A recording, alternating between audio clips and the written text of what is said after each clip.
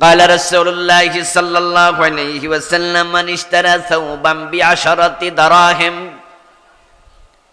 فيه درهم حرام لم يقبل الله له صلاته ما دام عليه।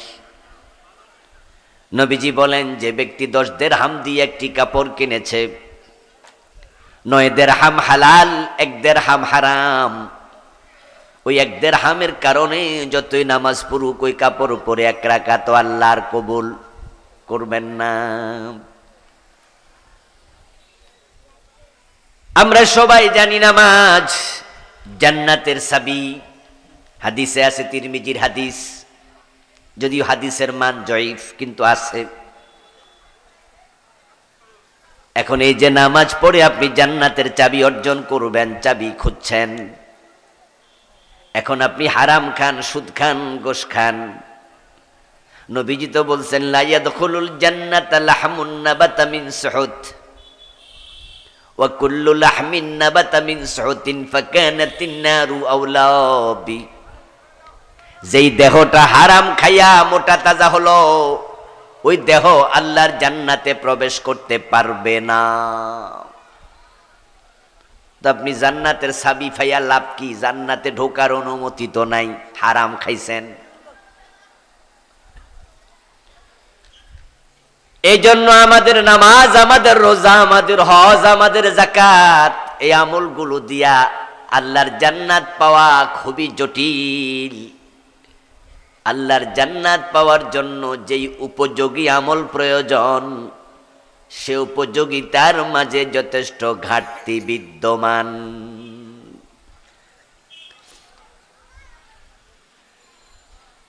2 রাকাত নামাজ এমন পড়েছেন জীবনে যে 2 রাকাতে মন একবারও নামাজের বাহিরে যায় নাই, এমন 2 রাকাত 4 রাকাত কয়দিন পড়ছেন হিসাব করেন তো। আমি নিজেও মাঝে মাঝে চেষ্টা করি যে আজকের নামাজে যেন মন নামাজের বাহিরে না যায়, পরিকল্পিতভাবে দাঁড়াই। কিছুক্ষণ পরে দেখি মন আমারে কয় নাই, না কইয়া গেছে গা, আবার ধইরা নিয়ে আসি, যাস কই। এই যে নামাজে দাঁড়ানোর পরে আল্লাহ আমার দিকে তাকিয়ে আছেন, আর আমি আল্লাহকে এখানে রেখে আরেক জায়গায় মন পাঠাইয়া দিলাম। আল্লাহ যদি রেগে বলে তোর নামাজ লাগবো না, তোর উপর মাইরা দিলাম, তাহলে কয় রাকাত নামাজ পর্যন্ত কবুল হয়েছে হিসাব করেন তো। খুব জটিল অবস্থায় আমরা আছি। এজন্য নবীজি সাল্লাল্লাহু আলাইহি ওয়াসাল্লাম একদিন সাহাবায়ে কেরামকে বললেন, লাইয়ুনজি আহাদাম মিনকুম আমালুহু, তোমাদের যে আমল তোমরা করো, কারো আমল তোমাদেরকে নাজাত দেবে না। নাজাত পাওয়ার জন্য যে রকম আমল করা দরকার এটা তোমরা করতে পারবে না। তোমাদের আমলগুলো ত্রুটি যুক্তই হয়, ত্রুটি মুক্ত কম। আল্লাহ যদি এগুলো শক্ত কইরা ধরে, তাহলে জান্নাত পাওয়ার সুযোগ আমল দিয়ে তোমরা পাবেই না। তবে আমল করো। ইমালু কুল্লুন মুয়াসসারুন লিমা খুলিকা লাহ, যাকে জান্নাতের জন্য আল্লাহ বানাইছে তার জন্য জান্নাতের আমল করা আল্লাহ সহজ করবে। যাকে জাহান্নামের জন্য বানাইছে তার জন্য জাহান্নামের আমল করা আল্লাহ সহজ করবে। এখন তুমি যদি জান্নাতে যেতে চাও, তোমার তাকদিরে জান্নাত রাখে আল্লাহ, তাহলে জান্নাতমুখী কাজ করা তোমার জন্য সহজ, আমল করো। তবে শুনিও, মনে কইরো না আমল করলে তুমি জান্নাত পেয়ে যাবে।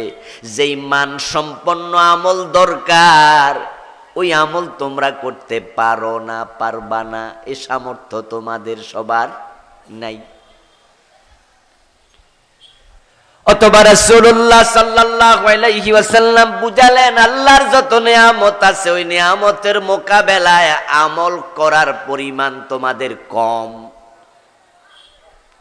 এজন্য দুনিয়ায় যে নিয়ামত ভোগ করো ওই নিয়ামতের মোকাবেলায় তো আমল সমান হয় না। তাহলে আখেরাতে জান্নাত পাবে কেমনে? তুমি দুনিয়াতে নামাজ পড়ছো সারা দিনে কয় ঘন্টা, 24 ঘন্টার মাঝে নামাজ পড়ছো তুমি 1.5 থেকে 2 ঘন্টা, কিন্তু আল্লাহর অক্সিজেন ভোগ করছো কয় ঘন্টা? তো বাকি 22 ঘন্টা তো আল্লাহ ফানা আছে। 2 ঘন্টা নামাজ পড়ছো, 2 ঘন্টা অক্সিজেনও নিছো, কার্বন ডাইঅক্সাইড ত্যাগ করছো, বাতাস নিছো, সূর্যের আলো নিছো, পানি খাইছো, তোমার বডিতে যত কারকল কবজা আছে সবগুলো আল্লাহ সক্রিয় সচল রেখেছে। তোমার যে যে নেয়ামত আল্লাহ দিছে, ওই 2 ঘন্টা তুমি সেজদা দিছো, নামাজ পড়ছো, রোজা রাখছো, তো নেয়ামত তো পাইয়া গেছো। তো বাকি 22 ঘন্টা ইবাদত করে তো কাটাও নাই। তুমি তো কতক্ষণ বেখবর ছিলা, কতক্ষণ ঘুমেছিলা, কতক্ষণ তুমি খাইছিলা, কতক্ষণ গল্প করছিলা, তখন তো তুমি জিকিরও করো নাই, নামাজও পড়ো নাই, কিন্তু তখনও তো নিজের অজান্তে অক্সিজেন ভোগ করেছো। তো দুনিয়ায় তুমি যে ইবাদত করছো, ইবাদতের মোকাবেলা আল্লাহর যত নিয়ামত, ওই নিয়ামত তো পাইয়েই গেছো। তো আখেরাতে আর জান্নাত খোঁজো কি দিয়া? এই কথা শুনে সাহাবারা বললেন, ইয়া রাসূলুল্লাহি আওয়ালা আনতা, হুজুর আমাদের আমল কম, আমাদের আমল ত্রুটিযুক্ত, এজন্য আমরা আমল দিয়ে জান্নাত পাবো না বুঝলাম, কিন্তু আপনি তো অনেক বেশি নেক আমল করেন, আপনি তো সারাক্ষণ আল্লাহর জিকিরে রত থাকেন, তাহলে বোঝা যায় আপনি আমল দিয়ে জান্নাত পেয়ে যাবেন। আওয়ালা আনতা ইয়া রাসূলুল্লাহ। ক্বালা লা, রাসূল বলেন না, আমল করে আল্লাহকে খুশি করে তারপরে আমলের দ্বারা জান্নাত পেয়ে যাওয়া আমার পক্ষেও সম্ভব না। তবে ইল্লা আইয়াতাগাম্মাদানি আল্লাহু বিরাহমাতিহি, আমি জান্নাত পাবো কারণ আল্লাহ আমাকে রহমতের চাদর দিয়ে ঢেকে রেখেছেন। রাসূলুল্লাহর নামাজ, উনার রোজা, উনার ইবাদত 1 ক্লাস, সুপার ক্লাস, কিন্তু উনি বলতেছে এরপরেও আমারও ইবাদত করে আল্লাহরে খুশি কইরা জান্নাত পাওয়া সহজ না, কারণ আল্লাহ যে মহান, উনার মহানত্বের তুলনায় আমার সেজদা ওই মান সম্পন্ন হয় না। এজন্য আল্লাহকে খুশি করার মতো ইবাদত আমিও পারি না, তবে জান্নাত আমি পাবো আল্লাহর রহমতের কারণে। এই হাদিসের শেষ অংশটা ভেরি ভেরি ইম্পর্টেন্ট। নবীজি জান্নাত পাবেন আমল দিয়ে না আল্লাহর রহমত দিয়ে? তাহলে যার আমল সুপার ক্লাস, উনি যদি রহমত দিয়ে জান্নাত পায়, তাহলে আমাদের আল্লাহর জান্নাতের জন্য রহমত কম দরকার না আরো বেশি দরকার? আরো অনেক বেশি দরকার। কিন্তু কিছু মানুষ হাসরের ময়দানে আল্লাহর সামনে যাবে, যাদের দিকে আল্লাহ রহমতের নজরে তাকাবিনি না। কিছু মানুষের দিকে হাসরের দিন আল্লাহ তাকাবেন না, ফিরবেনই না, তাদের সাথে কথাই বলবেন না। যেখানে আল্লাহর জান্নাত পাওয়ার জন্য নবী মুহাম্মদ সাল্লাল্লাহু আলাইহি ওয়াসাল্লাম পর্যন্ত রহমতের মুখাপেক্ষী। আসলেও বন্ধু, হাসরের ময়দানে আল্লাহ তাআলা যখন কাহার সুরত ধারণ করে মানুষের সামনে প্রকাশিত হবেন, তখন আল্লাহর সুরত দেখে আল্লাহর নবীগণ পর্যন্ত ভয়ে কাঁপতে থাকবে, নফসি ইয়া নফসি বলে চিৎকার দিতে শুরু করবে।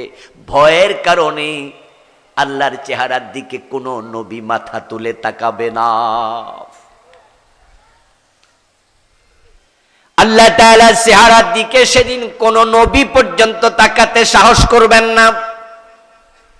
সব নবী শুধু ইয়া নফসি ইয়া নফসি ইয়া নফসি করবেন, নফসি নফসি নফসি, আমার কি উপায়, আমার কি উপায়, আমার কি উপায়। নবীজি সাল্লাল্লাহু আলাইহি ওয়াসাল্লাম বলছেন, ওয়া খিরু লাহু সাজদা, তখন আমি মুহাম্মদ নবী আমি সেজদায় পড়ে যাব, আমিও সেদিন আল্লাহর সাথে কথা বলতে সাহস করব না। আল্লাহর ফেরেশতারা পর্যন্ত আল্লাহর সাথে সেদিন কথা বলবে না, সাহস নাই। আল্লাহ তাআলা সূরা নাবার মাঝে বলেছেন, ইয়াউমা ইয়াকুমুর রূহু ওয়াল মালাইকাতু সাফফান লা ইয়াতাকাল্লামুনা ইল্লা মান আযিনা লাহুর রহমান। সেদিন আল্লাহর ফেরেশতা এবং জিবরিল আমিন সহ লাইন ধরে খাড়ায়া থাকবে, আল্লাহর সাথে তারাও কথা বলার সাহস নাই। লা ইয়াতাকাল্লামুনা ইল্লা মান আযিন, আল্লাহর অনুমতি ছাড়া কোনো ফেরেশতাও কথা বলবে না। আল্লাহ সেদিন এতটা রাগান্বিত থাকবেন। আল্লাহর জালালিয়াত, আল্লাহর মর্তবা এত মহান যে তাকে খুশি করে ফেলবেন আপনি, এটা সহজ নয়। তাকে খুশি করা তখনই সম্ভব যখন তিনি নিজ থেকে খুশি হবেন। সুবহানাল্লাহ পড়েন। তিনি নিজ থেকে খুশি হবেন তখন। ইব্রাহিম আলাইহিস সালাম ছোট্ট বয়সে বাড়ির পাশের টিলার উপরে বসে আল্লাহকে খুঁজতেছিলেন। কোরআন ইব্রাহিমের অনুসন্ধান আল্লাহ নিজে বলছেন। তিনি দেখলেন যে সূর্য উঠেছে, চন্দ্র উঠেছে, তারকা উঠেছে, লম্বা কাহিনী আছে। তিনি আল্লাহকে খুঁজতে গিয়ে বললেন, এই তারকা বুঝি আমার রব? পরে বলেন না, আমার রব না।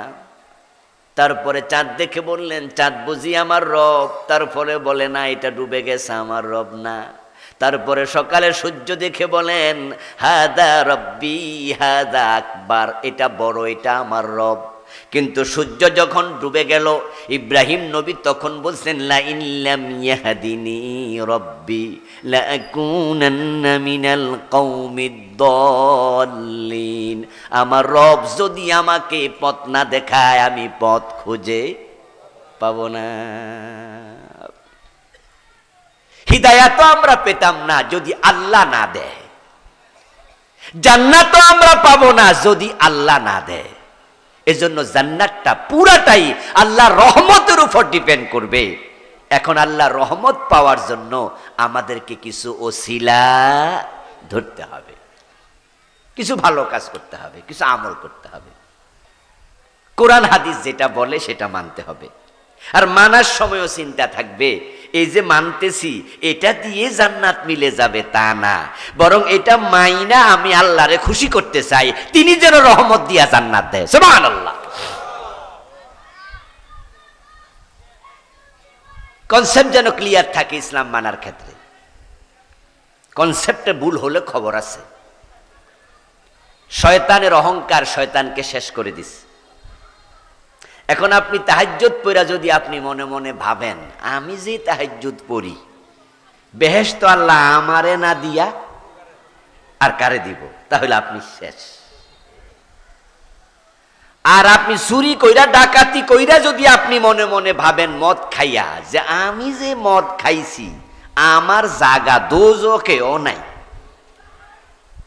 কিছু মানুষ কয় না যে আমি যে অপরাধ করছি, বেহেশত দূরের কথা, আমার জায়গা কই জাহান্নামেও আমার জায়গা নাই। আমি খুব খারাপ মানুষ, আল্লাহ তুমি আমারে মাফ না করলে আমার উপায় নাই। অহংকারী আবেদের চেয়ে অনুতপকারী পাপিষ্ঠ আল্লাহর কাছে প্রিয়। অহংকারী আবেদ আল্লাহর কাছে ঘৃণিত, অনুতাপকারী পাপী আল্লাহর কাছে পছন্দের। কনসেপ্টটা ক্লিয়ার লাগবে। এখন আমাদের দেশে যারা একটু ভালো ইবাদত করে, তারা কিন্তু অন্যের তুলনায় নিজের কি মনে করে, জান্নাতি জান্নাতি এটা ভাব, ফ্লেভার নিজের মাঝে খুঁজে। এজন্য দেখবেন যে কিছু আলেম ওলামাও আছে, অমুক কাফের তমুক ফাসেক, কাফের ফতুয়া দিতে 1 সেকেন্ড দেরি করে না, ঠিক না? ও বোঝে কি, তো ও বোঝে কি, মানে সব আমি বুঝি। ভাব এমন যে জান্নাতে শুধুমাত্র যাইতে পারতেছি না, না মইরা মরলেই বেহেশত নিশ্চিত। মানে ভাবসাব হইল বেহেশত আল্লাহ আমারে না দিয়া আর কারে দেবে। ও দোস্ত বড় সাবধান, ইবাদত করো, আমল করো, কিন্তু জান্নাত পাবে আল্লাহর রহমতের কারণে। তাই রহমতের আচরণ যেন তিনি করেন, তাই কিছু এমন কাজ করো কারে আল্লাহ কোন সিলায় জান্নাত দেয় তা বুঝা বড় কঠিন। আবার আল্লাহ কখন কারে ধরে তাও বুঝা বড়ই কঠিন। তাই ফারুক আজম ওমর রাদিয়াল্লাহু তাআলা আনহু বলতেন, আল ঈমানু বাইনাল খাউফি ওয়ার রাজা, ঈমান হলো ভয় এবং আশা দুটার মাঝখানে। আপনি আল্লাহর উপরে বিশ্বাস রাখেন, ভরসা রাখেন এবং মনে মনে বলেন আমার রব এত মহান, তার মতো গাফফার কেউ নাই, রহমান নাই। এজন্য আশাবাদী, যতই গুনাহ আমি করি তিনি হয়তো আমারে ক্ষমা করে দেবেন না। আমার মতো একজন নগান্দ, একজন নগণ্য নাখান্দা দোজখে দিয়ে আল্লাহর তো কোনো লাভ নাই। আমি আশাবাদী, আমি জান্নাতে যাব ইনশাআল্লাহ আল্লাহর রহমতে। এই হলো একটা সাইড। আর একটা হলো যদি আল্লাহ আমারে দোজখে ফালাইয়া দেয়, তাহলে কেন ফালাইলা এ প্রশ্ন করার ক্ষমতা কারো নেই। ও দোস্ত, কনসেপ্ট ক্লিয়ার রেখে সামনে যান। আল্লাহকে খুশি করার জন্য কিছু ভালো কাজ চালান। নবীজি সাল্লাল্লাহু আলাইহি ওয়াসাল্লাম মেরাজের রাতে জান্নাতে ঢুকলেন। قال رسول الله صلى الله عليه وسلم دخلت الجنة ورأيت فيها رجلا يتقلب। আমি জান্নাতে ঢুকেছি, জান্নাতে ঢুকে দেখি এক ব্যক্তি জান্নাতে চলাফেরা করছে। ফেরদাউসে গিয়ে তাকে দেখলাম, দারুল নাইমে গিয়ে তাকে দেখলাম, দারুল কারারে গিয়ে তাকে দেখলাম। 8 স্তরের জান্নাত, যেখানে যাই সেখানেই সে হাজির, হাঁটতেছে, চলছে। পুরা জান্নাত তার জন্য খুলে দেয়া। আমি জিবরিলকে প্রশ্ন করলাম, এই লোকটা পুরা জান্নাতে ঘুরে, আল্লাহ সব জান্নাতে হাঁটার তৌফিক তারে দিছে, অনুমতি দিছে, নিশ্চয় সে অনেক বড় বড় নেকামল করে আসছে। আমি জানবো এবং উম্মতকে এগুলো শোনাবো, আমার উম্মত যেন তার মতো জান্নাতে ঘুরতে পারে। ও জিবরিল, বলো তো কি কি নেকামল লোকটা করেছে? জিবরিল আমিন বলেন, ইয়া রাসূলুল্লাহ, সে দাখালাল জান্নাতা ফি শাজারাতিন কাতাহা আন যাহরিত তারিকি তুযিন নাস। আপনি ভাবছেন অনেক বেশি নেকামল করছে, তা না, বরং মানুষের চলাচলের রাস্তায় একটা গাছ ছিল, যেই গাছটা রাস্তার মোড়ে থাকার কারণে অপরিচিত পথিক রাতে চলতে গিয়ে মাঝে মাঝে হোঁচট খাইয়া ব্যথা পাইতো। ওই লোকটা সিদ্ধান্ত নিল এই গাছটা কেটে রাস্তা পরিষ্কার করে দেই, মানুষ কষ্ট পাবে না। রাস্তা ক্লিয়ার করে দিয়েছে মানুষের জন্য। আল্লাহ খুশি হইয়া এই ছোট্ট আমলের কারণে পুরা জান্নাত খুলে দিছে। কি আশ্চর্য হাদিস! এই সামান্য কামে এটা হয়ে গেল। নবীজি সাল্লাল্লাহু আলাইহি ওয়াসাল্লাম বলেন, আল্লাহর এক বান্দা বনি ইসরাইলের খুবই পাপিষ্ঠ ছিল। মরার আগে সন্তানদেরকে ডাক দিয়া কয়, সন্তানেরা, আমি যে খারাপ মানুষ, আল্লাহ আমারে ফাইলে উপায় নাই, এমন আযাব দেবে দুনিয়ার কাউকে দেয় নাই। তাই আমি যখন মরে যাব তখন আমারে মাটি দিস না, বরং জ্বালায়া ফোড়ায়া ছাইগুলো রেখে দিবি। যেদিন বেশি বাতাস বইবে বাতাসে ছেড়ে দিবি, যেন আমার ছাই এক জায়গায় না পড়ে। আর মনে মনে ভাবে, তাহলে আমারে কবরেও ফাইতো না, মাইরও দিতে। বুঝের ঘাটতি, কিন্তু আল্লাহকে ভয় করে। সন্তানেরা বাবার কথা শুনলো, মরে গেল, লাশ পোড়াইল। প্রচন্ড বাতাসের দিন ছাইগুলো বাতাসে ছেড়ে দিল।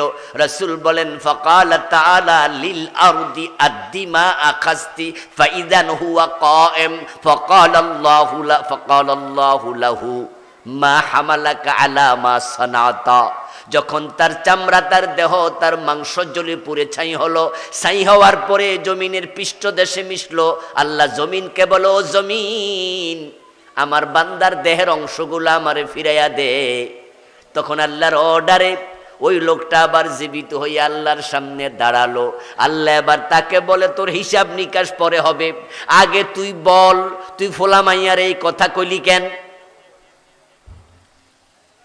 তুই তো জানস মুসলমান মারা গেলে মাটিতে দাফন করে, তুই তোরে ফোরাইতে কইলি কেন?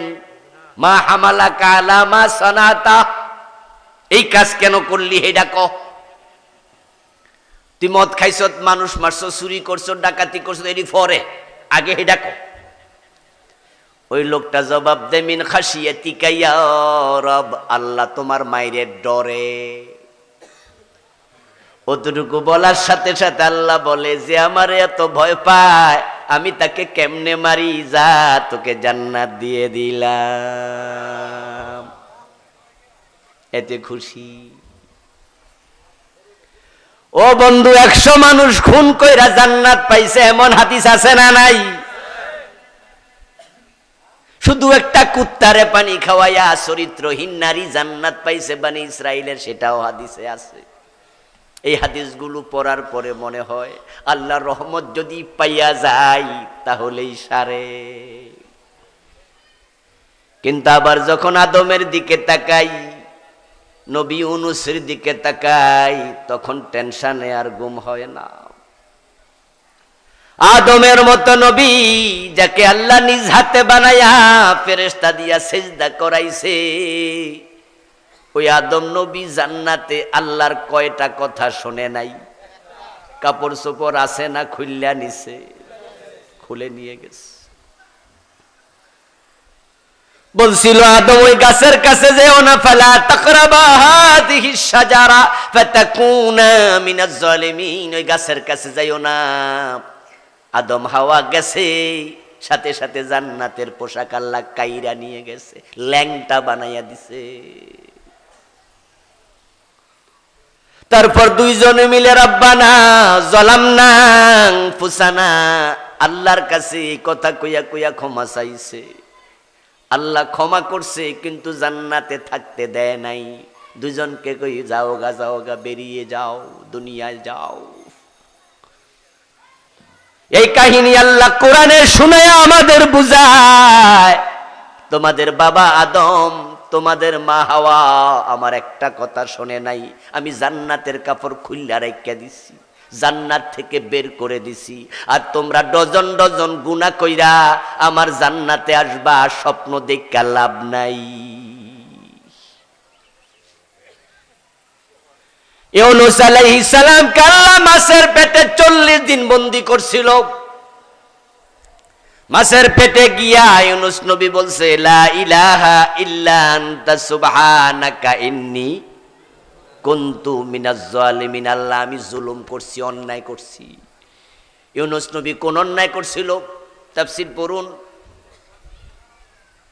ইউনূস আলাইহিস সালাম বড় কোন অন্যায় করে নাই, সামান্য সামান্য ভুল। আল্লাহ কাউকে কাউকে সামান্যর জন্য ধইরা বসবে, উপায় নাই।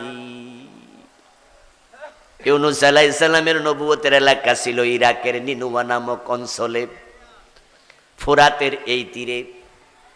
কোন একদিন হযরত ইউনূস আলাইহিস সালাম উনার কিছু উম্মতের পক্ষ থেকে বেয়াদবির আশঙ্কা করলেন। ভাবলেন তারা উনার সাথে রাফ বিহেভ করতে পারে, উনার গায়ে হাত দিতে পারে। এই আশঙ্কা করে ইউনূস আলাইহিস সালাম নিজের আত্মসম্মান বাঁচানোর জন্য, জীবন রক্ষার তাকিদে তিনি নিনুয়া নামক এলাকা থেকে ফোরাতের ওই তীরে চলে যাওয়ার জন্য নৌকায় উঠছে। উনার দাওয়াতের অঞ্চল ছিল নিনুয়া, এখন তিনি চলে যাচ্ছেন। উনাকে সে অঞ্চলে দায়িত্ব দিছে কে? তো আল্লাহর সাথে পরামর্শ করা কি দরকার নাই? কিন্তু উনি তাড়াহুড়া করতে গিয়া আল্লাহর সাথে পরামর্শ করতে মনে নেই। উনি আল্লাহকে বলতে পারতেন, আল্লাহ আমার উম্মতের ওই লোকেরা তো আমারে মারার জন্য নাকি লাঠিসোঁটা নিয়ে আইতাছে, এখন আপনি কি বলেন, আমি কি মাইর খাইয়া থাকমু নাকি একটু চলে যাবো? কিন্তু আল্লাহরে না জিগাইয়া রওয়ানা দিছে, নৌকার মাঝে উঠছে। আল্লাহ কই ইউনূস কোথায় যাও? অনুমতি নিছ? যাইতে পারবা না, মাছের পেটে ঢোকো। নৌকা কাঁপতে শুরু করেছে, লোকজন নৌকা থেকে ফেলে দিয়েছে। কোরআন মাজিদ আল্লাহ বলেন ফালতাকামাহুল হুত ওয়া হুয়া মুলিম, একটা বড় মাছ ইউনূস নবীকে বাতের লোকমার মতো গিলে ফেলেছে। আল্লাহ বলছো মাছ যা ইউনুসকে গিলে ফেল। বিশাল বড় মাছ ইউনুসকে পেটে নিয়ে গেল। ইউনুস আলাইহিস সালাম মাছের পেটে যাইয়া দেখে কিরে এত অন্ধকার লাগে, কেন আইলাম কই, কোন জায়গায় আইলাম? মনে পড়ে গেছে নিশ্চয়ই এটা আমার আল্লাহর অসন্তোষের কারণ, তিনি আমার উপর রাগ করছে। আমি তো উনার অনুমতি নেওয়া দরকার ছিল, কেন নিলাম না? এজন্য মাছের পেটে তিনি বলতেছে লা ইলাহা ইল্লা আনতা, তুমি ছাড়া কোনো ইলাহা নাই, সুবহানাকা, তুমি পুত পবিত্র, ইন্নী কুনতু মিনাজ জালিমিন, আল্লাহ আমি জালেম, আমি ভুল করছি। এ দোয়ার নাম কি? এটা আমরা কখন পড়ি? কথা কয় না ভাইয়েরা, কখন পড়ি? বিপদে পড়লে পড়ি। কিন্তু গত 15 বছর যারা দেশ চালাইছে তারা খুব বিপদে আছে এখন, কিন্তু দোয়াও পড়তে পারে না, কারণ যার ব্যাপারে দোয়া এর নামও কি, খুব বিপদে আছে। বিপদে পড়া যার দোয়া পড়বে ডক্টর ইউনুস বইয়া রয়েছে, কি মুসিবতে আছে ওরা, দোয়া পড়ার সুযোগ নাই। ইউনুস আলাইহিস সালাম মাছের পেটে দোয়া পড়লেন, আল্লাহ তাআলা বললেন যাও মাফ করে দিলাম, মাছ যা বমি করে দে। ইউনুস নবীকে বমি করে দিল। কুরআন মাজিদ আল্লাহ তাআলা এবার কি বলেন শুনুন, ফালাউলা আন্নাহু কানা মিনাল মুসাব্বিহিন লালাবিসা ফি বাতনিহি ইলা ইয়াউমিন ইউবাসুন।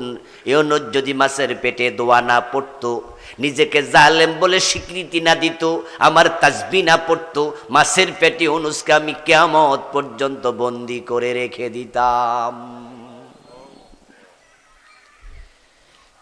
আল্লাহর নাম রহমান, আল্লাহর নাম আবার জব্বার, কাহার। কার সাথে কোন আচরণ করে বলা যায় না। এই জন্য 2 রাকাত নামাজ পড়া রমজানে রোজা রাইখা জান্নাতি জান্নাতি ভাব দেখাইয়েন না। এমনও হতে পারে ছোট্ট একটা অপরাধে আল্লাহ জাহান্নামের মাঝখানে ফেলে দেবে, বলা যায় না। একজন সাহাবী যুদ্ধের মাঠে শহীদ হয়ে গেলেন। আল্লাহর হাবিবের কাছে একজন সাহাবী এসে খবর দিলেন, ইয়া রাসূলুল্লাহি ফুলানুন কাদ উস্তুশহিদা, হুজুর অমুক আজকের যুদ্ধে শহীদ হয়েছে। আর যার ব্যাপারে খবর দেয়া হলো লোকটা রাসূলুল্লাহর খাদেম ছিল, রাসূলের খেদমত করত।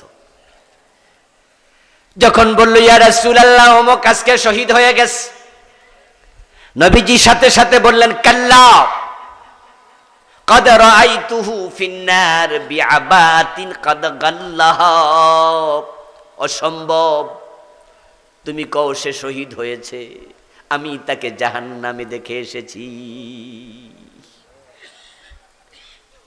যুদ্ধের মাঠে আজকে সে যুদ্ধ করছে, শহীদ হয়ে গেছে, অসম্ভব, শহীদ তো জান্নাতি হয়, শহীদরা শহীদ হওয়ার সাথে সাথে জান্নাতে চলে যায়, আর তাকে আমি জাহান্নামে দেখেছি।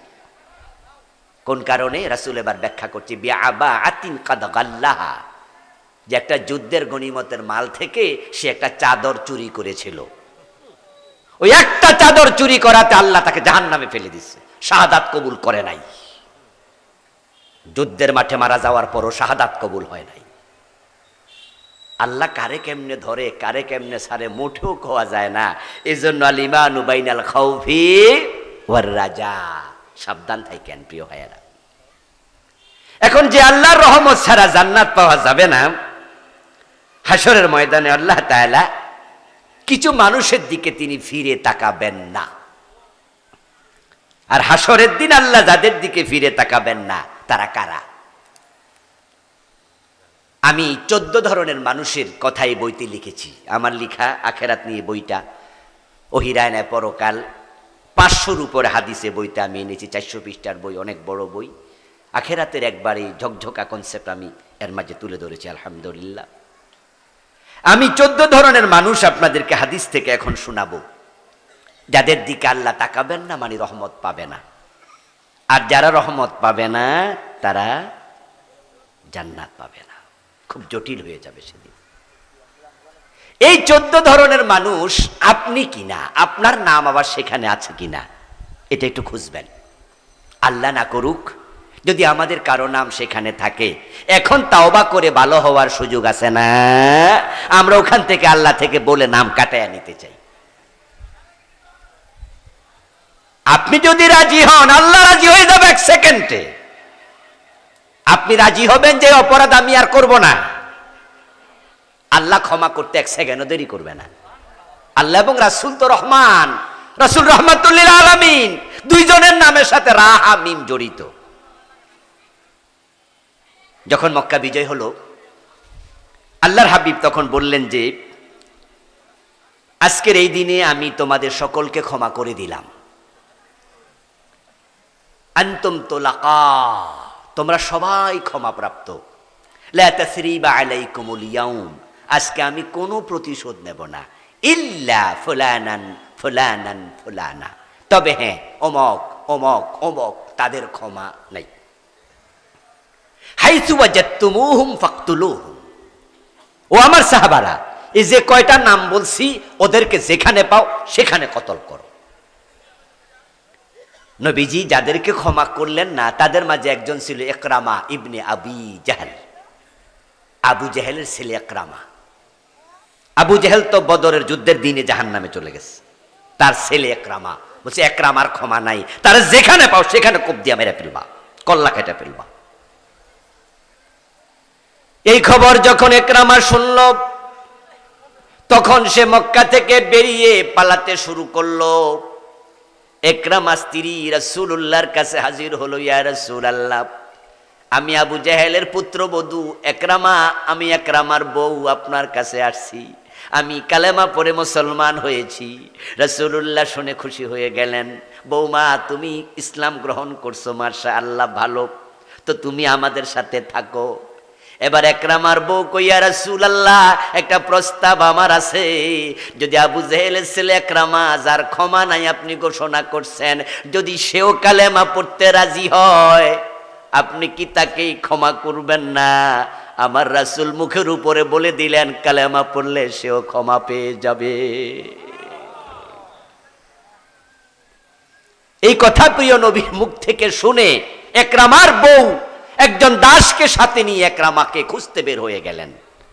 এক পর্যায়ে খুঁজে এনেছেন এবং ইকরামা কালেমা পড়ে মুসলমান শুধু হয় নাই, ইকরামা থেকে বর্ণিত অনেক হাদিস পরে বড় সাহাবী হয়েছে। সুবহানাল্লাহ পড়েন।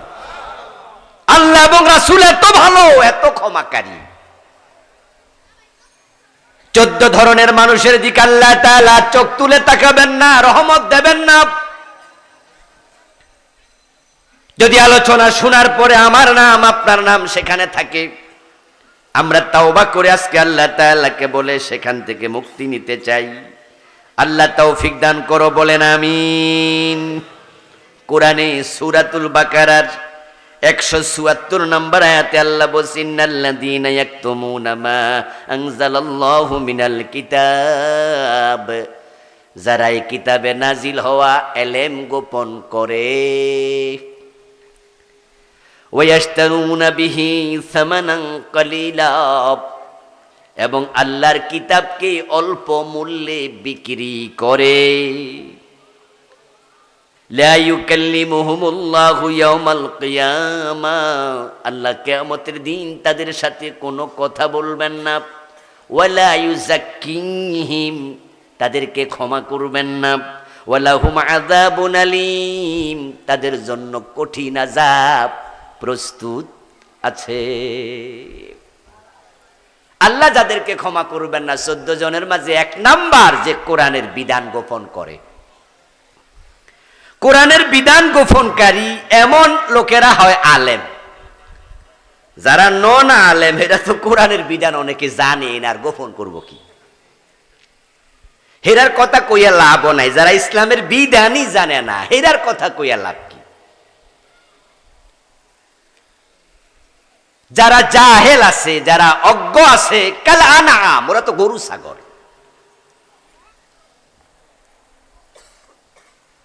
রাগ করেন না কিন্তু, যারা জাহেল, ইসলামের বিধানই জানে না, তারা মানুষের পর্যায়ে আর থাকে না। লাহুম কুলুবুন লা ইয়াফকাহুনা বিহা, কলব আছে বোঝে না। ওয়া লাহুম আযানুন লা ইয়াসমাউনা বিহা, কান আছে শোনে না।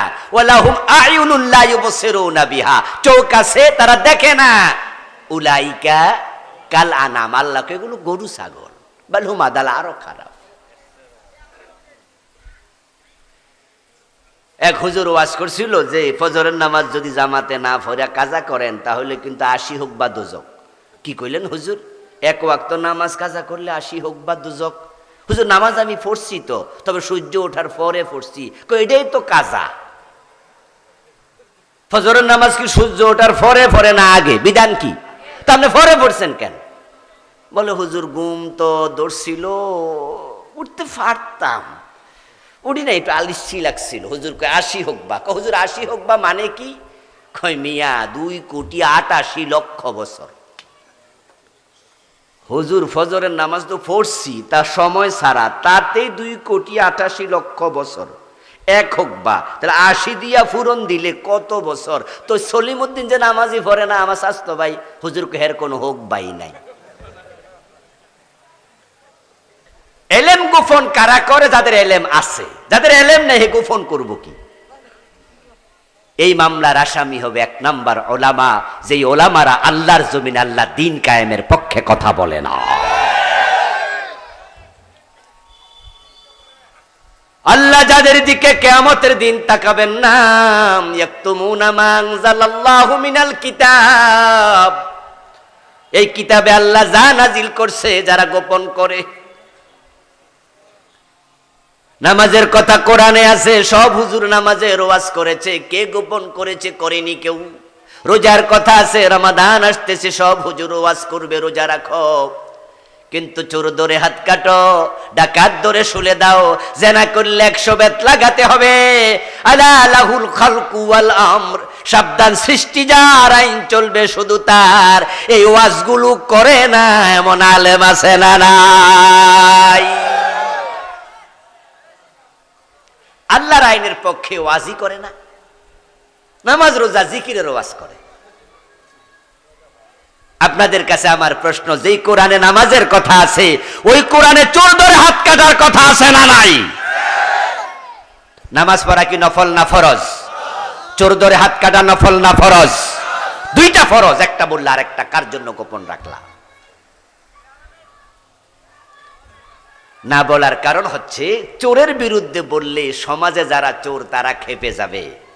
নামাজের কথা বললে বেনামাজিও খেপে না, বেনামাজিও কয় হুজুরের কথা তো ঠিক, আমি নামাজ পড়ি না, এটা আমার দোষ।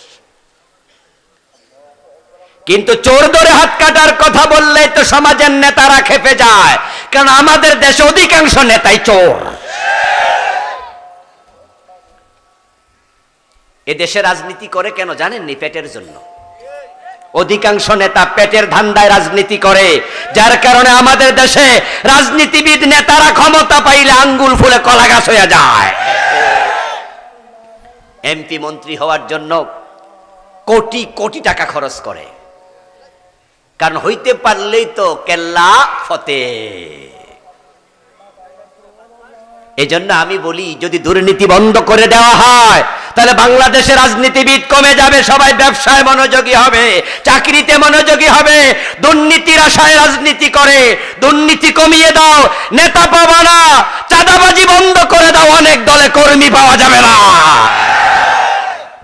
কর্মী বাসে সাদা খাইয়া, নেতা বাসে দুর্নীতি করে। এখন যদি হুজুর চোর ধরে হাত কাটার কথা বলে, এলাকার নেতারা খুশি না বেজার?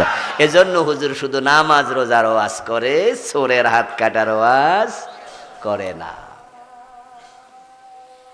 আমার প্রিয় ভাইয়েরা, কোরআনের কিছু বলবেন, কিছু গোপন করবেন, এই অধিকার আল্লাহ দেন নাই। আমার রাসূল সাল্লাল্লাহু আলাইহি ওয়াসাল্লাম যদি আবু জেহেলের কাছে গিয়ে বলতেন, চাচা আপনি আপনার মতো করে দেশ চালান, আমি শুধু আল্লাহর আইন দিয়া মসজিদে হারামে ইমামতি চালাইতে চাই, যারা আমার উপর ঈমান আনবে আমি তাদেরকে বলবো নামাজে আসো, তারা নামাজ পড়বে, আমি ইমামতি করব, ঝামেলা এখানে শেষ। আবু জেহেল বলতো, ও শুধু মসজিদের ইমামতি, দেশ নিয়ে মাথা কামাইবা না। কয় না, কথা হলে বেতন আমিও দিমু, যাও। হে বেতনও দিত। কিন্তু আমার রাসূল বলেছেন লা ইলাহা ইল্লাল্লাহ, আল্লাহ ছাড়া কাউকে মানি না। তখন আবু জেহেল বুঝছে আল্লাহ ছাড়া কাউকে মানবে না, মসজিদেও মানবে না, সংসদেও মানবে না। আমাদের কালেমা হলো মসজিদে আল্লাহকে মানি, কিন্তু মসজিদ থেকে বাইর হয়ে গেলে তখন এরে মানি ওরে মানি, তখন আল্লাহকে আর মানি না। যারা কিছু জায়গায় আল্লাহকে মানবে বাকি জায়গায় মানবে না, ওরা সুবিধাবাদী। সুবিধাবাদ জিন্দাবাদে মোমেন হওয়া যায় না। এই জন্য মোমেন আল্লাহকে মানবে সব জায়গায়। আদালতের চেয়ারে বসে যখন হাকিম হয়ে বিচার করবে তখন মানবে কাকে? মসজিদে যখন মুসল্লি হয়ে ঢুকবে তখন মানবে কাকে? আবার যখন সংসদে এমপি হবে তখন মানবে কাকে? মন্ত্রণালয়ে মন্ত্রী হয়ে বসলে তখন মানবে কাকে? এভরি হয় আর এভরি মোমেন্ট শুধু একজনকে মানি। চিৎকার দিয়ে বলুন তিনি কে? আপনি নামাজ রোজা হজ যাকাতের ওয়াজ করেন, কিন্তু আপনি আল্লাহর আইন সমাজে লাগবে ওয়াজ করছেন না। নবী মুহাম্মদকে আল্লাহ তাআলা দ্বীনের বিজয়ের জন্য পাঠিয়েছেন। হুয়াল্লাযী আরসালা রাসূলাহু বিল হুদা ওয়া দীনিল হাক্কি লিইয়ুযহিরাহু আলাদ দীনি কুল্লি। আল্লাহ বলছেন যে আমি আমার রাসূলকে দ্বীন বিজয়ের জন্য পাঠাইছি। রাসূল দ্বীন বিজয় করলেন, সাহাবারা বিজয় করার জন্য কাজ করলেন। কিন্তু আপনি 30 বছর খুতবা দেন, আপনার জুমা মসজিদে দ্বীন বিজয়ের ওয়াজ কয়দিন করছেন? আপনি বক্তা হয়ে বক্তৃতা দেন, দ্বীন বিজয়ের ওয়াজ কয়দিন করেন? ও প্রিয় ভাই, আপনি পীর হয়ে মুরিদ বানান, মুরিদদেরকে দ্বীন বিজয়ের জন্য কয়দিন উৎসাহিত করেছেন? এই দেশে সরমনাইয়ের পীর ছাড়া দ্বীন বিজয়ের জন্য স্ট্রংলি কথা বলে অন্য দরবারে এটা দেখা যায় না। বরং পীর যদি চরমনাই হইয়া দ্বীন বিজয়ের কথা বলতে পারে, একই সুরে বাকি পীরেরা শুরু করে দেয়, খতিবরা শুরু করে দেয়, ইসলামী দলগুলো শুরু করে দেয়। আমরা একসাথে শুরু করলে এবারে দ্বীন বিজয় হয়ে যাবে।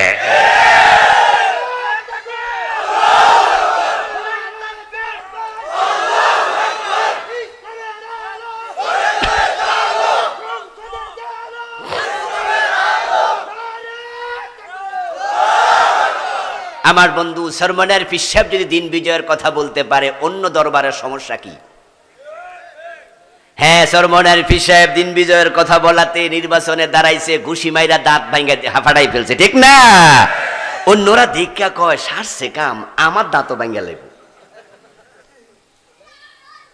আমার দোস্ত, আমার রাসূল যদি দ্বীন বিজয়ের কথা বলে রক্ত দিতে পারে, তাহলে উম্মত হিসাবে আমাদের রক্ত দেওয়ার জন্য প্রস্তুতি নেওয়া দরকার আছে না নাই?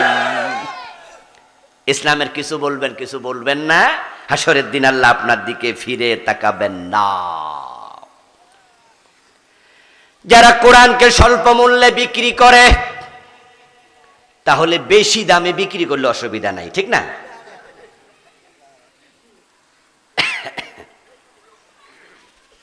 যারা মাহফিলে আসলে হাদিয়া দেয় তাদেরকে 10,000 12,000, আর যারা দেয় 50,000 1 লাখ, তাহলে হেরা ফতুয়া দিব, তোমরা যারা অল্প দামে গেছো মাহফিলে, আল্লাহ ফিরে তাকাবো না, আমরা বেশি দামে গেছি আমরা তাকাবো।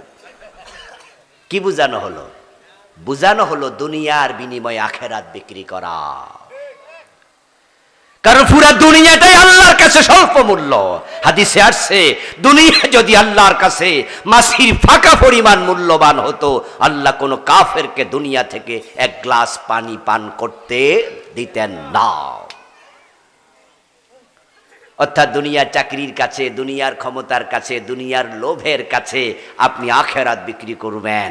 বাংলাদেশে এমন আলেম আছে যারা গত 15 বছরে জালেম সরকারের দালালি করছে। এই যে ফরিদউদ্দিন মাসুদ, নাম শোনেন নাই? আপনাদের এখানে কিশোরগঞ্জের আলেম হিসাবে কিন্তু যাইয়ে ভালো আলেম, শুধু শোলাকিয়া মসজিদের খতিব হবে, সরকারের কিছু 2 পয়সা পাবে, এই জন্য সে নাস্তিকদের সাথে শাহবাগের মোড়ে হাত মিলাইছে। কফিলউদ্দিন সরকার সালেহি, নাম শুনছেন? এই বেটা কত বড় দালাল, সে শেখ হাসিনার জান্নাতি ঘোষণা দিয়ে দিচ্ছে, মনে আছে না নাই? বলছে আপনি একজন জান্নাতি মহিলা, শুধু সরকারের 2 পয়সা পাওয়ার জন্য সামান্য দুনিয়ার লোভে জালেম মহিলাকে জান্নাতি ঘোষণা দেয়, অথচ এই মহিলার নির্দেশে আলেমের বুকে শাপলা চত্বরে গুলি চালানো হয়েছিল। রাতের আধারে বাতি নিবাইয়া গুলি চালাইছে। আল্লামা সাইদি রহমতুল্লাহ আলাইকে 13টা বছর জেলখানায় রাখছে এ মহিলা, ঠিক কিনা? জালেম মহিলা শেষ পর্যন্ত দিল্লির প্রেসক্রিপশন ফলো করে আল্লামা সাইদিকে, সুস্থ মানুষকে হাসপাতালে এনে তারা পয়জনিং করে হত্যা করেছে। উনি অসুস্থ ছিলেন না, উনাকে প্ল্যান করে হত্যা করা হয়েছে। ওনার 2 ছেলেই বলেছে, এখন শামীম সাইদি, মাসুদ সাইদি 2 জন বলেছে যে আমার আব্বার হত্যার বিচার চাই। আমরা আশা করছি অচিরে মামলা হবে ইনশাআল্লাহ। ওই ফিজির যিনি প্রধান ডাক্তার এবং কাশেমপুর কারাগারের যিনি জেলার এবং যে ডাক্তারকে তত্ত্বাবধানে দেওয়া হয়েছিল, এই 3-4টাকে অ্যারেস্ট করে রিমান্ডে নিলে আসল তথ্য। আরে ভাই, আমাদের 103 ডিগ্রি জ্বর উঠলে তো আমরা হাসি দিতে পারি না, চেহারা মলিন থাকে। আমেরিকায় ছিলেন, মাসুদ ভাই শহরের বাহিরে ছিলেন, ছোট ছেলে ছিলেন, দৌড়াইয়া গেছে, বাবার সাথে মৃত্যু পর্যন্ত দেখা করতে দেয় নাই। যে মহিলা আল্লামা সাইদিকে হত্যা করে 11 জন বড় বড় নেতাকে বিনা দোষে ফাঁসি দিয়েছে, হেফাজতের আলেমদেরকে গুলি করেছে, ওই মহিলা কয় আপনি জান্নাতি, জান্নাত তোমার বাবার দানের সম্পদ। দালাল কিছু আলেম ছিল যারা দুনিয়ার কাছে আখেরাত বিক্রি করে দেয়। ওদের মুখ থেকে ফতুয়া কিনে নেওয়া যায়। বউ তালাক দিয়াও হুজুরের কাছে গেলে 2-4-5 হাজার টাকা দিলে কয় তালাক হয় নাই, এমন কিছু ফতুয়াওয়ালা হুজুর আছে না নাই? ইসলামের বিধানকে যারা টাকার কাছে বেচা দেয়, ওদেরকে বলা হয়েছে ইশতারুনা বিহি সামানান কালিলা। এভাবে যারা করবে আল্লাহ তাআলা তাদেরকে কিয়ামতের দিন তাদের দিকে ফিরে তাকাবেন না। নবীজি সাল্লাল্লাহু আলাইহি ওয়াসাল্লাম বলেন, বৃদ্ধ বয়সে জেনাকারী, মিথ্যাবাদী শাসক, অহংকারী ভিক্ষুক, এই 3 চরিত্রের লোকের দিকেও কিয়ামতের দিন আল্লাহ ফিরে তাকাবেন না। সালাসাতুন লা ইউকাল্লিমুহুমুল্লাহু ইয়াওমাল কিয়ামা ওয়া লা ইয়ানজুরু ইলাইহিম ওয়া লা ইউযাক্কিহিম ওয়া লাহুম আযাবুন আলীমুন শাইখুন জানিন ওয়া মালিকুন কাযযাবুন ওয়া আইলুন মুস্তাকবির। যে ব্যক্তি মিথ্যাবাদী শাসক, তার দিকে আল্লাহ তাআলা ফিরে তাকাবেন না। গত 15টা বছর যারা দেশ চালাইছে, যিনি মূল ছিলেন শেখ হাসিনা, সারাদিন মিছা কথা কইতো। 10 মিনিট বক্তৃতা দিত, 9 মিনিট মিছা কথা কইতো। শুধু এতের দোষ, এতের দোষ। সারাক্ষণ এই যে বড় বড় নেতাদেরকে যুদ্ধাপরাধী বানাইছে, আল্লাহর কসম এটা মিথ্যা, মিথ্যা, মিথ্যা। মতিউর রহমান নিজামী যুদ্ধাপরাধী ছিল, মানুষের বাড়িতে আগুন দিছে। মুজাহিদ, সাইদি, আব্দুল কাদের মোল্লা, আহারে কোথায় কাদের, কসাই কাদের আর কোথায় আব্দুল কাদের মোল্লা, 2 জন আলাদা। দেলু শিকদার আর দেলোয়ার হোসেন সাইদি এক না আলাদা? একটা দোষ আর একটার কারে চাপাইয়া দিচ্ছে।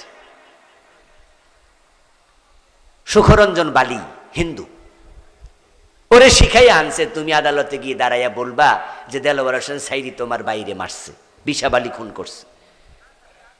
সুখরঞ্জন বালি বলতেছে যে আমি এত বড় মিছা কথা কইতে পারবো না। সে ফুমে শিখাইছে, বেটা অস্বীকার করছে। পরে তারা ধাক্কাইতে ধাক্কাইতে কোর্টে নিছে, আদালতে ঢুকার আগ দিয়া বলছে এই কইবা কিন্তু, হে কইছে আমি পারবো না। তখন তাকে ওখান থেকে কিডন্যাপ করে ইন্ডিয়া নিয়ে গেছে। 5 বছর ইন্ডিয়ার জেলে ছিল। এই যে নেতাদের বিরুদ্ধে যত কাহিনী সাজাইছে সব মিথ্যা, সারাদিন মিছা কথা কইত। কোরআনের পক্ষে কথা বলাতে আমরা যারা স্বাধীনতার পরে জন্ম নিছি, রাজাকার গালি কি আমাদেরকে দেয় নাই? আমার জন্ম তো 75-এ, স্বাধীনতার 4 বছর পর, তা আমি রাজাকার কেমনে হই? তা কিভাবে সম্ভব? যাকে তাকে তুমি গালি দিবা, রাজাকার বলবা, আলবদর বলবা, যুদ্ধাপরাধী বলবা, এই মিথ্যা আল্লাহ সয় না। এত মিথ্যা আল্লাহ সয় নাই, যার কারণে যে রাজাকার শব্দ দিয়া আলেমদের ঘায়েল করেছো, ওই এক শব্দ বৈষম্য বিরোধী আন্দোলনের ছাত্রদেরকে বলছো রাজাকারের নাতি ফুতি, এক শব্দ দিয়ে আল্লাহ গজব পালা শেষ করে দিছে। এক শব্দে বুমেরাং হয়ে গেল। পোলাপান মিছিল করেছিল, চেয়েছিলাম অধিকার, হয়ে গেলাম রাজাকার। আমি কে তুমি কে, কয় রাজাকার রাজাকার। আল্লাহ তাআলা দেখেন কিভাবে উল্টায়া দেয়। যারা রাজা হয়, শাসক হয়, অধীনস্থরা তাদের কাছে বিভিন্ন কাজে যায়। আচ্ছা বলেন তো, একজন এমপি, একজন ওসি, একজন টিওনো আপনার মতো আমার মতো লোকের সাথে যদি প্রতারণা করে, ধোকাবাজি করে, আমাদের সাথে সরাসরি মিথ্যা কথা কয়, আচ্ছা আমি যাবোটা কার কাছে? আর নেতা যদি মিথ্যা কথা কয়, কর্মীরা যাবে কোথায়? সাধারণ মানুষ মিথ্যা কথা কেন বলে জানেন? বলে তারা জান বাঁচাইতে বলে, লোভে ফইরা বলে, দুর্বল তো। এজন্য দেখবেন মসজিদে জুতা চুরি করছে, করার পরে আপনি কইলেন যে ভাই আপনি আমার জুতা নিছেন না, এর জায়গায় কই দিব না আমি জুতা দেখিও নাই, কারণ হে জানে যে হ্যাঁ কইলে মাইর। দুর্বলরা মিথ্যা বলে, এটা কবিরা গুনাহ, বলা যাবে না। কিন্তু নেতা তো দুর্বল না সবল, তো সে মিথ্যা বলবে কেন? এজন্য আল্লাহ বলে কোন নেতা যদি মিথ্যুক হয় তার দিকে আমি ফিরে তাকাবো না। জেনা যুবকরা করে, যৌবনের তাড়না, এটা কবিরা গুনাহ, এটা হারাম। কিন্তু যে বেটা বুড়া হইয়াও জেনা করে, আল্লাহ কই তুই খারাপ, যে কত খারাপ, এই বয়সে কাম করে, তোর মতো জালেমের দিকে আমি তাকাবই না, যা তুই দুজকে যা। আমার বন্ধু, মানুষ টাকাওয়ালা হলে অহংকারী হয়, মানুষের এলেম বেশি হলে অহংকারী হয়, মানুষের ক্ষমতা হলে অহংকারী হয়। কিন্তু যে বেড়া ভিক্ষুক, ওই বেড়ার ক্ষমতাও নাই, টাকাও নাই, বেড়াও যদি ভাব দেখায়, আল্লাহ কয় তুই অহংকার করার মতো কিছু দিলাম না, তাও তুই অহংকার দেখাস, তুই কত খারাপ। অহংকার এমনি খারাপ, আর ভিক্ষুক যদি অহংকারী হয় আল্লাহ তুই আরো খারাপ। আছে কিন্তু কিছু ভিক্ষুক অহংকারী আছে, 5 টাকা দিলে নিতে চায় না। ঢাকা শহরে ভিক্ষুক 5 টাকা দিলে মাইন্ড করে, হ্যাঁ এমনি চোখ বড় করে চেয়ে, মানে মনে করতেছে যে কি দিলেন, এসব এসব চলে। আপনি ভিক্ষা দিয়ে অপরাধী মনে হবে আপনাকে, কম টাকা 2 টাকা নোট দিলে তো এমনও হবে বুকের উপর কয়ে দিব, এ মিয়া কি দিলেন এসব। যদি খন নাই তাহলে কব না থাকলে হাঁটেন কেন, পাশে খালি আছে বইয়ালান, নিতে চাইবে না। এসব চলে নাকি? অহংকার দেখায়, ভাব দেখায়। আল্লাহ তাআলা তাকাবেন না যারা দান করে খোটা দেয়। এই অপরাধী আজকের মাঠেও আছে, এটা আমাদের ভিতরে ঢুকে যায়। নাউজুবিল্লাহ, আল্লাহ ক্ষমা করো। قال رسول الله صلى الله عليه وسلم ثلاثة لا يكلمهم الله يوم القيامة المنان الذي يعطي شيئا إلا منه। রাসূল বলে 3 ব্যক্তির দিকে আল্লাহ তাকাবেন না, তাকে পরিষ্কার করবেন না, পবিত্র করবেন না, কথা বলবেন না। যে ব্যক্তি কিছু দেওয়ার পর মানুষকে আবার খোটা দিয়ে বসে। খোটা দিলে আল্লাহ নারাজ হয় কেন? কারণ হচ্ছে আপনি যা দিলেন এটার মালিক মূলত আপনি না, আল্লাহ। ইমাম আবু হানিফা রাহিমাহুল্লাহ যখন কাউকে কোনো কিছু দিতেন তখন তিনি বলতেন যে তুমি আল্লাহর প্রশংসা করো, আমি তোমাকে দেই নাই, দিয়েছেন তিনি, আমি জাস্ট বন্টন করছি। রাসূল নিজেও বলতেন ইন্নামা আনাল কাসিমু ওয়াল্লাহু ইউতি। যখন তিনি দিতেন বলতেন আমি বন্টনকারী, মূলত দাতা কে? আমরা মায়ের পেট থেকে যখন এসেছিলাম তখন সাথে তো আমাদের কাপড়টাও ছিল না, টাকা পয়সা তো দূরের কথা। আজকে যে আমার পকেট থেকে আমি শত শত টাকা, 1000 টাকা, লাখ টাকা দিচ্ছি, এই পকেটে এই টাকাটা মূলত আমাকে দিয়েছে কে? তো আমাকে আল্লাহ দিলে আল্লাহ তার একজনকে দিয়ে খোটা কিসের? এজন্য কখনো খোটা দিবেন না। এখন খোঁটা দেয়া থেকে বাঁচবেন কেমনে? আপনার পাশের বাড়ির লোক গরিব মানুষ, তাকে আপনি কিছু দিয়েছেন, একটা রিক্সা কিনে দিলেন, একটা গাই গরু কিনে দিলেন, সে আলহামদুলিল্লাহ আপনার টাকা পাইয়া রিক্সা চালায়, আপনার গাই গরু কিনে দুধ বিক্রি করে সংসার চালায়। কিছুদিন পরে আপনি মেম্বারি নির্বাচন করছেন, তখন আপনি দেখেন যে হে আপনারে ভোট দেয় না, পাশে আরেকজনের দেয়, তখন কিন্তু আপনাকে শয়তান মনে করিয়া দেবে, এই তুমি তারা ডাইকে আইনা কও, এই বেটা রিক্সা কিনে দিছে কেডা? আমরা মানুষ তো, যার কারণে দেখা যায় যে আমরা কাউকে কিছু দিলে সে যদি আমাদের সাথে ভালো ব্যবহার না করে, তখন খোঁটা দেওয়ার একটা প্রবণতা এটা অন্তরে তৈরি হয়। এটা থেকে বাঁচবেন কেমনে? কেমনে বাঁচবেন? কঠিন খুব। বাঁচার জন্য আমি একটা ফর্মুলা বলি, আল্লাহ যেন আমাদের মানার তৌফিক দেয়। সেটা হচ্ছে, আমরা কাউকে কিছু দিলে আমরা ভুলে যাব।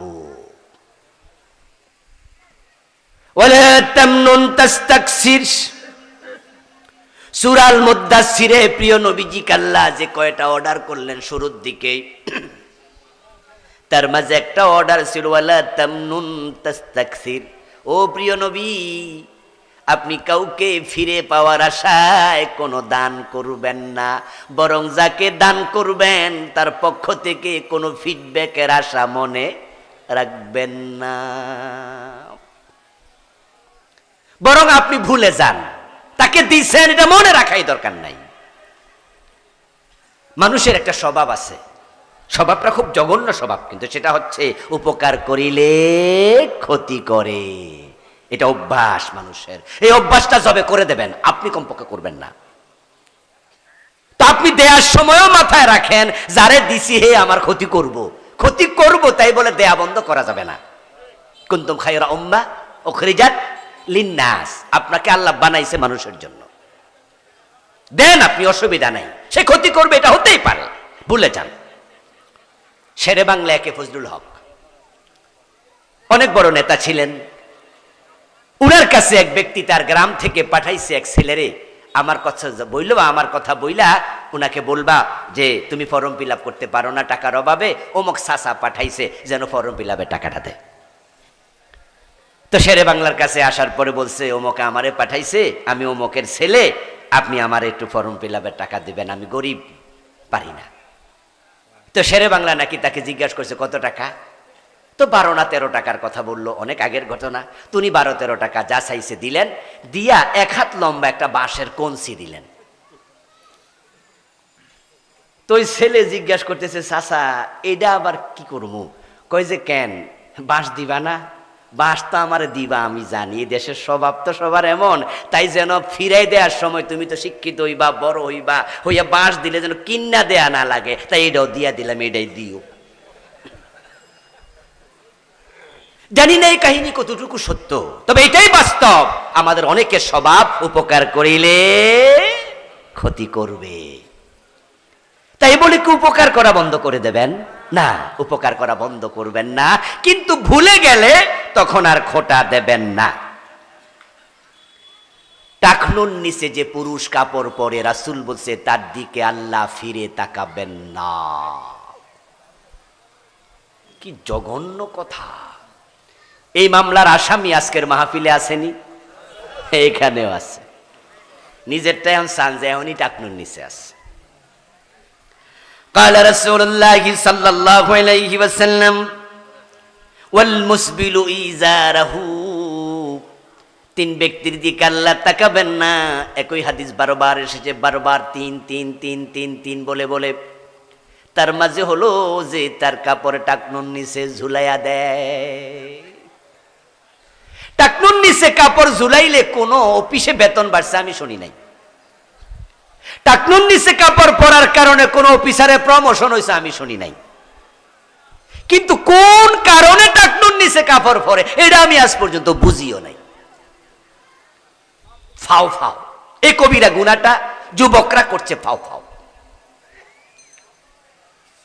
আজকের মাহফিল থেকে আমরা সিদ্ধান্ত নিয়ে বাড়ি যেতে চাই, যারা টাকনুর নিচে কাপড় আছে আজকে থেকে আর পরবেন না। সিদ্ধান্তে একমত হইতে রাজি আছেন না নাই? আল্লাহ তৌফিক দাও, বলেন আমিন। এই গুনাহটা ছেড়ে বাড়ি যান, আজকে এই গুনাহটা ছেড়ে বাড়ি যান। ক্বালা রাসূলুল্লাহ সাল্লাল্লাহু আলাইহি ওয়াসাল্লাম মা আসফালা মিনাল কাবাইনি মিনাল ইজারি ফিন্নার। সহিহ মুসলিমের হাদিস। নবীজি বলেন, যে ব্যক্তি তার দুই টাকনুর নিচে কাপড় ঝুলাইয়া দিল সে জাহান্নামী হবে। এক হাদিসে আছে আল্লাহ তাকাবে না, আর এই হাদিসে আছে ডিরেক্ট জাহান্নাম, ডিরেক্ট জাহান্নাম। প্লিজ প্লিজ, কোন কারণে আমি জানি না, এটা করবেন না, এটা করবেন না। মিথ্যা কসম করে মাল বিক্রি করা, কসম করা এমনি ভালো স্বভাব না, আর মিথ্যা যদি হয়, মিথ্যা কসমে আল্লাহর নামের অপমান হয়। এই জন্য রাসূল বলছে, যারা মিথ্যা কসম করে মাল বিক্রি করে আল্লাহ তাদেরকে কিয়ামতের দিন তার দিকে ফিরে তাকাবেন না। পিতামাতার অবাধ্য সন্তান, আল্লাহ তার দিকে ফিরে তাকাবেন না। এখন তো সমাজে পিতামাতার অবাধ্য সন্তানের সংখ্যা ক্রমান্বয়ে বাড়তেছে। বিয়ের ক্ষেত্রে অবাধ্যতা হয় সবচেয়ে বেশি। মা বাবার কথা শুনবেই না, এক্ষেত্রে অবাধ্যতা বেশি হচ্ছে, অকুকুল ওয়ালিদাইন হচ্ছে বেশি। বউ পাওয়ার আগে মা সারা বোঝে না, বউ পাওয়ার পরে বউ সারা বোঝে না, মারে আর চিনে না। শুধু বউয়ের কথা শুনে মায়ের সাথে কথা বলা বন্ধ 1 মাস, এমন জালেম সন্তানও আছে। মায়ের খোঁজ নিলা না 1 মাস। মা যদি তোমার মাত্র 6 ঘন্টা খোঁজ না নিত, ওই বাল্যকালে তোমার নিউমোনিয়া হতো প্রস্রাবে থেকে, টয়লেট পায়খানার উপর থেকে। বরং তুমি আমি যখন ঘুমিয়েছিলাম শীতকালে, মা একটা হাত আমাদের পাছার উপরে, পিঠের উপর দিয়া রাখছে, যেন প্রস্রাবটা করলে আগে মায়ের হাতে ভিজাটা লাগে, মা যেন বোঝে আমার ছেলে প্রস্রাব করছে, যেন ওই সামান্য ক্ষণ 1 মিনিটও যেন তুমি প্রস্রাবে শুয়ে থাকা না লাগে। যদি মাত্র 2 থেকে 3 ঘন্টা 4 ঘন্টা প্রস্রাবে শুয়ে থাকতা, শীতে তোমার জ্বর আসতো, নিউমোনিয়া হতো। মা তোমাকে 6 ঘন্টা খবর না নিলে তুমি বাঁচা কষ্ট, আর 1 মাস মায়ের খবর নেয় না। অবাধ্য হয়েও না মা বাবার। হুমা জান্নাতুকা ওয়া নারুক। দায়ুস জান্নাতে যাবে না, এবং দায়ুসের দিকে আল্লাহ ফিরে তাকাবেন না। দায়ুসকে, দায়ুস হলো যে মহিলা বেপরদায় চলে সে নো। দায়ুস শব্দটা নারীবাচক শব্দ নয়। আমাদের দেশে কোনো মহিলা যদি উড়নচণ্ডী টাইপের হয়, তখন মানুষ করে দেয় একটা দায়ুস মহিলা, অথচ দায়ুস শব্দটা নারীর ক্ষেত্রে প্রযোজ্যই নয়। দায়ুস হচ্ছে পুরুষবাচক শব্দ। قال رسول الله صلى الله عليه وسلم الديوس لا يدخل الجنة। নবীজি বলছেন, দায়ুস ইয়াদখুলু মুযাক্কারে সিগা, ওয়াহিদে মুযাক্কার, দায়ুস জান্নাতে যাবে না। তাদখুলু হলো ওয়াহিদে মুআন্নাস, রাসূল তাদখুলু বলেন নাই, বলেছেন ইয়াদখুলু। দায়ুস জান্নাতে যাবে না, মুযাক্কার পুরুষ। তারপর এক সাহাবী দাঁড়ালেন, ইয়া রাসূলুল্লাহি ফামাদ দায়ুস, ও রাসূল দায়ুস কে? নবীজি বলেন, আল্লাযী লা ইউবালি মান দাখালা ফি আহলিহি। রাসূল বলেন, দায়ুস হলো সেই পুরুষ, যেই পুরুষ তার পরিবারে কে আসলো কে গেল এ ব্যাপারে বেপরোয়া বেখবর। তার মাইয়া কার সাথে গল্প করে সেটা নিয়ে কোনো মাথা ঘামায় না। তার বউটা দেবরের সাথে, বাসুরের সাথে, অমুকের সাথে, তমুকের সাথে, অফিস কলিগের সাথে গল্প করে, সে কয় অসুবিধা নাই, এ বয়সে করেই। যে বেটা নিজের বউ, নিজের মেয়ে, নিজের বোন তারা পর্দা করলো কিনা খবর রাখে না, ওই পুরুষটাই হলো দায়ুস। আপনারা যারা আপনার ইয়াং মেয়েটাকে কলেজে পড়ুয়া ছেলের হাতে প্রাইভেট পড়তে দিয়ে দিচ্ছেন, ছেলে ইন্টারমিডিয়েটে পড়ে, মেয়ে ক্লাস 9-এ পড়ে, ওই ছেলে বাড়িতে আইসা আইসা আপনার মেয়ের একা একা প্রাইভেট পড়াইয়া যায়, এমন বাবা এখানে 2-4 জন নাই? আচ্ছা, আপনার মাইয়া যে আরেক ফোলার হাতে তুলে দিলেন, এটা কি ওই মাইয়ার হাজবেন্ড? বিয়ে দিচ্ছেন নাকি? তো কার হাতে তুলে দিচ্ছেন? 1 ঘন্টার লেগে? এই পুরুষ, এই বাবা, তুমি ব্যাককল নাকি? তোমার কমন সেন্স কি মরে গেল? তুমি তোমার স্ত্রীর পাশে যখন বসো, তোমার স্ত্রীর দিকে তাকালে কি তোমার শরীরের মাঝে একটু টেম্পারেচার আসে না? তোমার স্ত্রী পাশে বসলে তোমার কি পুরুষালী ভাব জেগে ওঠে না? তোমার স্ত্রী পাশে থাকলে তোমার কি শাহওয়াত জাগে না? যদি হ্যাঁ হয়, তাহলে তোমার মেয়ে যার এক বেডার পাশে বসে আছে 1 ঘন্টা, ওই ছেলের কি খায়ের জায়গা ওঠে নাই? তো তোমার মেয়েকে কার হাতে ছেড়ে দিছো? এটা কি জামাই? একটা নারী, একটা পুরুষ যখন এক জায়গায় থাকে, মাঝখানে আরেকজন থাকে, সে হলো শয়তান। আপনার বাসায় আসলো আপনার মামাতো ভাই, আপনার খালাতো ভাই, অমক তমক, আপনার যুবক মেয়ে তার মামাতো ভাইয়ের সাথে গল্প করে, স্বাস্থ্য ভাইয়ের সাথে ধাক্কা ধাক্কি করে। আপনি দেখো কোনো অসুবিধা নাই, স্বাস্থ্য ভাইয়ের সাথে পর্দা করা কি ফরজ নয়?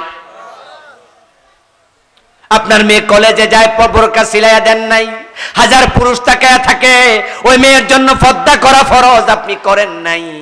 যে মেয়ে বেপর্দা বাবা দায়ুস, বোন বেপর্দা ভাই দায়ুস, বউ বেপর্দা তার স্বামী দায়ুস। ওই দায়ুস পুরুষের দিকে আল্লাহ কিয়ামতের দিন রহমতের নজরে তাকাবেন না। এই ওয়াজ শোনার পরে আপনাদের কারো যদি অন্তরে সামান্য ভয় হয়, তৈরি হয় যে আমার রব যদি না তাকায় জান্নাত পাবো কেমনে, আজকে সিদ্ধান্ত নিয়ে বাড়ি যান, বাড়ি গিয়ে বউকে বলবেন যে না, এখন থেকে বেপরদায় চলা যাবে না। মেয়েকে বলে দিবেন, মা কাল থেকে বোরকা পরে স্কুলে যাইবা, বেপরদা যাওয়া যাবে না। আপনি ঘরে পুরুষ, আপনি নেতা, আপনার কথা শুনতে হবে, আপনার কথা শুনতে হবে। আর না হয় পুরুষ হওয়ার অধিকার আপনার দাবি আপনি করতে পারবেন না। পুরুষের বেশ যে নারী ধারণ করে, যেই পুরুষ নারীর বেশ ধারণ করে, ওই নারী ওই পুরুষকে আল্লাহ কিয়ামতের দিন জান্নাত দেবেন না, তাদের দিকে রহমতের নজরে তাকাবেন না। কিছু কিছু নারী আছে পুরুষের মতো চলে, শার্ট গায়ে দেয়, চুল কাইটে এত ছোট করে, পিছন দিয়ে তাকাইলে বুঝাই যায় না ছেলে না মেয়ে। আবার কিছু কিছু ছেলেও আছে মেয়েদের মতো ছুরি হাতে দেয়, কি মনোহরদি নাই? এ কান ফোরায় আসেনি? এমন বখাটে দেখলে না আমার রাগ ওঠে। যদি আমি সেনাবাহিনীর অফিসার হইতাম, আর এখন বিভিন্ন জায়গায় তো টহল আছে, এরকম সামনে ফাইলে আমি ব্যাট দিতাম। পুরুষ মানুষের নাক ফোরায়, কান ফোরায়, আজীব হাতে চুরি দিচ্ছে, মহিলাদের মতো চলছে। ঢাকা বিশ্ববিদ্যালয়ে পিএইচডি করতে যখন আমি গেছি, 2013-তে আমার পিএইচডি কমপ্লিট হয়। এর আগে 4 বছর সেখানে যেতাম আসতাম।